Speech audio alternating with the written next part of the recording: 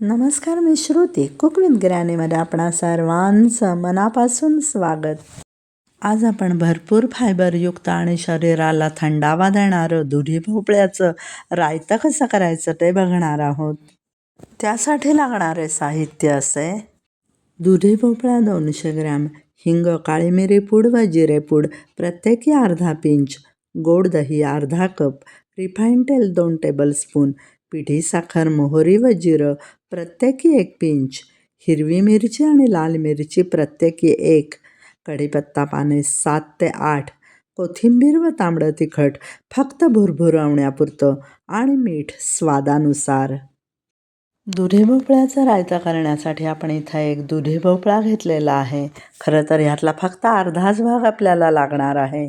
तर त्याचा आपण शेंडा कट करूयात आणि बरोबर मध्यभागी कट देऊन अर्धा भाग आपण रायता करण्यासाठी घेऊयात. आपल्याला या भोपळ्याची सालं काढून घ्यायची आहेत. खरं तर कोवळी सालं असतील तर साली सकट घ्यायचा, म्हणजे पदार्थाची पौष्टिकता वाढते. पण साली जर आवडत नसेल तर ती काढली तरी चालते. सालं काढलेला भोपळा आता आपण किसून घेणार आहोत. नेहमीच आपण लाल भोपळ्याचं रायतं करतो, पण दुधी भोपळ्याचं रायतं अशासाठी करायचं की दुधी भोपळ्यामध्ये फायबर, पोटॅशियम आणि अँटीऑक्सिडंट्स असतात. दुधी भोपळ्यामुळे वजन निश्चितपणे कमी होतं आणि पचनही सुधारतं. किसणी अशी उभी धरली ना की पटापट किसलं जातं पहा. आता ह्या किसलेल्या भोपळ्यामध्ये आपण थोडंसं पाणी घालूयात आणि तो स्वच्छ धुवून घेऊयात. दुधी भोपळ्यामध्ये असणाऱ्या ह्या पांढऱ्या बिया असतात ना, या कोवळ्या कोवळ्या असतात आणि खूप पौष्टिक असतात. त्याच्यामध्ये असलेलं लोह आणि झिंक गर्भवती स्त्रियांमध्ये असणाऱ्या गर्भाच्या विकासाला मदत करतात. पचनाला तर त्या खूप हलक्या असतात, त्यामुळे त्या अजिबात काढायच्या नाहीत. आपण आता एकीकडे गॅसवर पॅन तापत ठेवलेला आहे. त्याच्यामध्ये आपण 2 कप पाणी घालूयात आणि अर्धा पिंच मीठ घालून आपण आता गॅस मोठा करूयात. स्पॅच्युलाने हलवून घ्यायचं थोडंसं, म्हणजे मीठ पटकन विरघळतं. या मिठाच्या पाण्यामध्ये आता आपण किसलेला सगळा दुधी भोपळा घालूयात.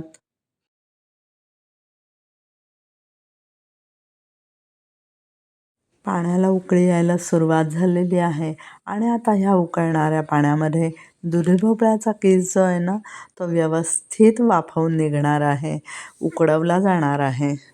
4 ते 5 मिनटामध्ये फक्त सगळा किस व्यवस्थित शिजला जातो. इथे आपण भांड्यावरती गाळणं ठेवलेलं आहे आणि त्या गाळण्यामध्ये उकडलेला सगळा किस आपण त्यातलं पाणी निथळवून घेणार आहोत. शिजवलेल्या किसामधलं सगळं पाणी आपण काढून घेऊयात.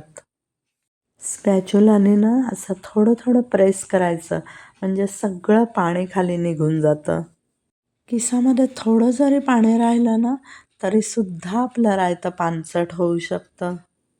म्हणून स्पॅच्युलाने प्रेस करत करत सगळं पाणी आपल्याला निथळून खाली घ्यायचं आहे. तुम्ही पाहू शकता पातेलीत एवढं पाणी निघालं आहे, जे आपण वाया न घालवता भाज्या आमट्यांमध्ये वापरायचं, कारण त्यात भोपळ्याचं सगळं सत्व उतरलेलं असतं. चला आता हा गरमागरम किस जो आहे ना, हा थंड होण्यासाठी आपण ठेवूयात. तोपर्यंत आपल्याला पुढची प्रोसेस करायची आहे. दह्याचंच भांडं होतं, त्यात अर्धा कप दही घेऊयात. दही आता आपल्याला चांगलं फेटून घ्यायचं आहे. दह्यातले सगळे लम्स रिमूव्ह करूयात आणि फाईन असं दही दिसायला हवं. दही असं की कुठलंही बॅटर ते फेटताना ना नेहमी भांडं गोल गोल फिरवायचं, म्हणजे सगळीकडून फेटलं जातं आणि लम्स पण पटकन रिमूव्ह होतात. थोडंसं अगदी 2-4 टेबलस्पून पाणी घालायचं आणि रवीने पुन्हा थोडंसं घुसळून घ्यायचं. त्याचं ताक अजिबात मात्र करायचं नाही बरं का, नाहीतर ते एकदम पातळ होईल. चमच्याने एकदा हलवून पाहायचं. बघा, असं फाईन आणि सॉफ्ट दिसलं पाहिजे. फेटलेलं हे दही आता आपण एका बाउलमध्ये काढून घेऊयात आणि त्यात काही जिन्नस घालूयात. दह्यामध्ये आपल्याला घालायचं आहे 1 पिंच मीठ, अर्धा पिंच काळी मिरीची पूड, आणि अर्धा पिंच जिरं पावडर घातलेलं हे तीनही जिन्नस दह्यामध्ये आपण छान फेटून घेऊयात. तुम्ही पाहू शकता छान फेटलं गेल्यामुळे दही किती छान सॉफ्ट दिसतंय. वाफवलेला दुधी भोपळा आता व्यवस्थित थंड झालेला आहे. तो आता आपण दह्यामध्ये ॲड करूयात. इथे गरम वाफवलेला किस जर आपण टाकला असता दह्यामध्ये तर दह्याला पाणी सुटलं असतं आणि रायतं आपलं पचपचीत झालं असतं. म्हणून आपण तो थंड करून टाकलेला आहे. म्हणजे त्याला थिकनेस येतो, एक प्रकारचा दाटपणा येतो. व्यवस्थित हलवून घ्यायचं आहे, घोटून एकजीव करायचं आहे. दह्यातला आंबटपणा निघून जाण्यासाठी एक पिंच पिठी साखर घालायची आणि पुन्हा हलवायचं. रायतं तर आपलं तयार झालंय. त्याला एक वरनं मस्त तडका देऊयात. गॅसवर तापलेल्या पॅनमध्ये आता आपण 2 टेबलस्पून रिफाईंड तेल घातलेलं आहे. तापलेल्या तेलामध्ये आता आपण घालूयात 1 पिंच मोहरी. मोहरी तडतडत असतानाच गॅस बंद करायचा म्हणजे मोहरी जळत नाही. आता घालूयात 1 पिंच जिरं. एका हिरव्या मिरचीचे तुकडे केले होते ते आपण त्यात घालूयात. 7 ते 8 हिरवीगार कढीपत्त्याची पानं.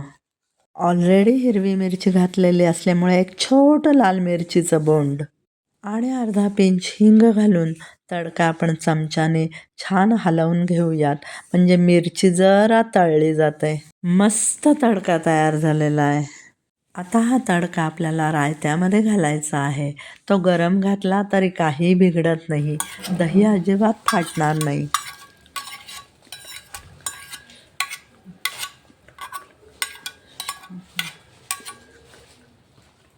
वरून भुरभुरवायची थोडी कोथिंबीर आणि चिमूटभर तांबडं तिखट.